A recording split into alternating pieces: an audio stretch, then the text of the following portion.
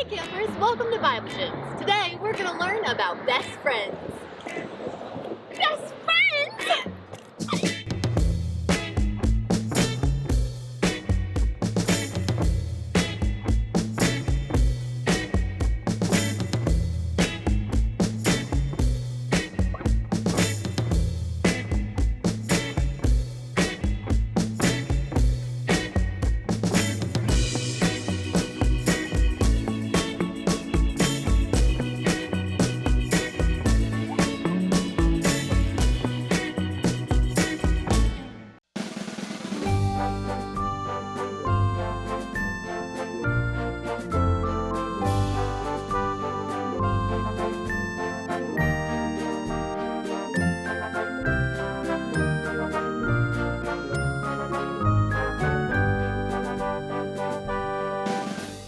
Welcome to Bible Gyms. I'm Auntie Linda.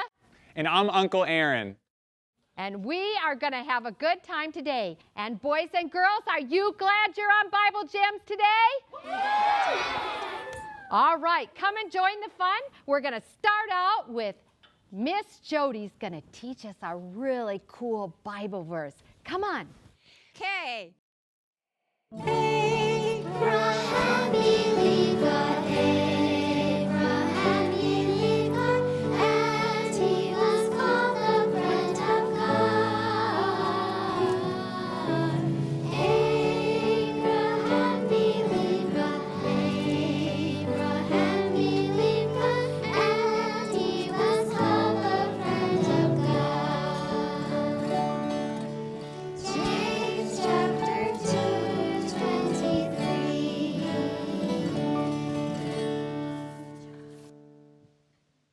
All right, thank you so much for sharing that welcome. memory verse song.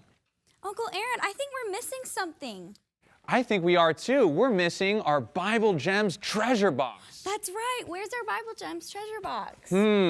I think it might be over there. You want to go and get it? Yeah, I'll look. Let's see. Where is it? Is that a heavy one? It's heavy. It must be filled with gems. I don't know.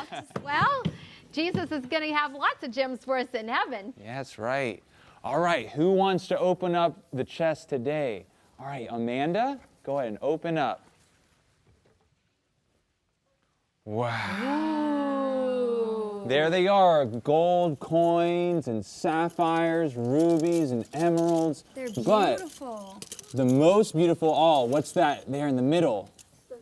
God's Word. God's Word. It's the scriptures, the ancient scriptures. Well, let's see what we're going to learn about today. Let me take a look. Here we go. We're going to learn today about a story where a man became the friend of God. Friend of God. Who here has a friend? Raise your hand. You have a friend. That's so cool. Who here has what's sometimes called a best friend? Now, I want to ask you another question. What makes someone a friend? What does it mean to be a friend? They be kind and help each other out and are nice to people and they make you feel happy. Oh, I love that answer. They're kind, they make you feel good. That is so good. Anyone else? One more who wants to share what it means to be a friend. To be kind. To be kind. Yes, friends are always kind. Do you guys think, can you be friends with someone who you haven't spent any time with? We can be nice to them and kind and get to know them. Yeah, definitely. We should be nice and kind to everyone. But the secret ingredient of being a friend is spending time together and getting to know someone to the point in which you trust them. So the story we're going to learn about today is a man named Abraham. Who here has heard before about the story of Abraham? That's awesome. Oh, I've heard it. I love that story. Yeah, it's one of my favorites too. And this story begins with Abraham and his family in a faraway country called Ur of the Chaldees. Ur. Who would want to live in a place called Ur? Anyways, while he was there in Ur, something special happened. God introduced and showed himself to Abraham in a very special way. Who knows what God asked Abraham to do? Anyone here know?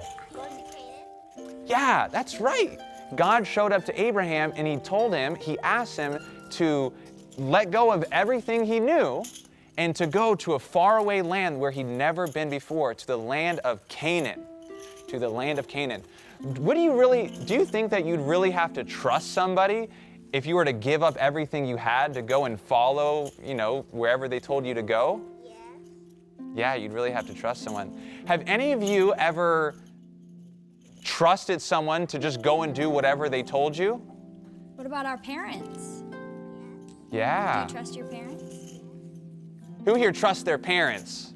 Yeah, you trust your parents because they've been with you your whole life and they love you and they care about you. And Abraham realized that he had a friend in God and he could trust him. And so he said, okay, God, you want me to leave everything here in Ur of the Chaldees and go to this land of Canaan? Well, then I'll go. And so off he went. And as he was making his way there, he brought his nephew. Who knows what the name of the nephew of Abraham was? Lot. And once they got there to Canaan, they began to spread out, and Abraham had a lot of animals. He had a lot of livestock and sheep and goats. And so he had all that, and he came. And there was one time where Lot and Abraham had a disagreement.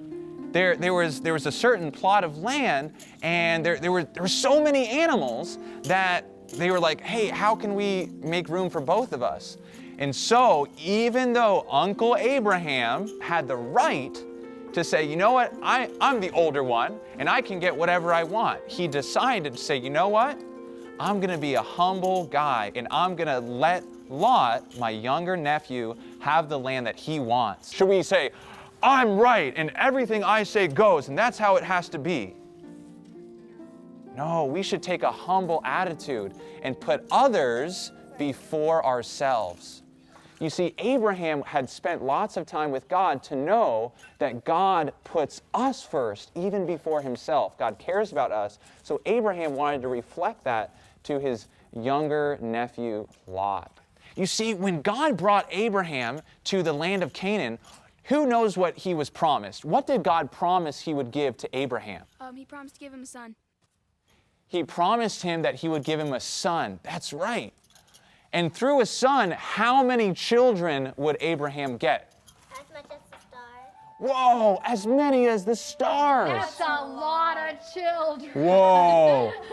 There was another way that God told how many descendants Abraham would have. He said the stars of heaven is one way. If you can count how many they are, that's how many kids you're going to have. But what was the other thing he said, Carter? And the sand by the sea. That's right, the sand. You can think of it this way. The stars and the sand. Can you count how many pieces of sand are there all over the world? No way. No way. It's way too many. And so Abraham was running into a difficulty. You see, he began to think, okay, God has promised me the land, and I guess I'm here. I'm in the land of Canaan, but my wife, Sarah, she's not getting pregnant.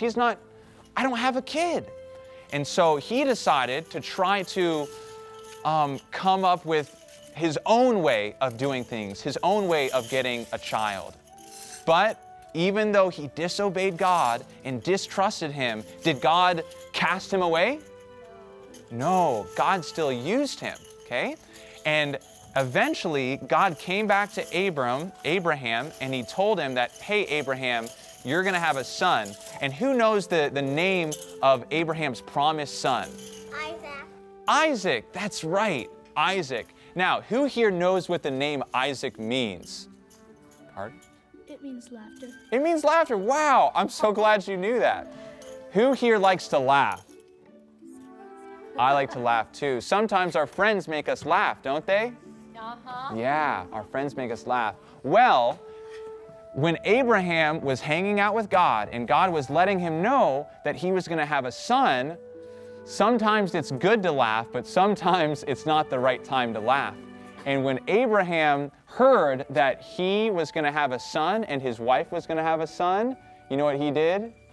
He laughed. He laughed at God. He thought he just said, no way, are you serious? I'm almost 100 years old. How am I going to have a child? And my wife is really old too. How is she? And she was laughing too. Yeah, and a little bit later, she was laughing. But God said, you know what? What looks impossible for humans to do is possible with me. Do you guys believe that? Yes. Do you believe that there are things that humans, it's not possible for us to do, but with God it is possible?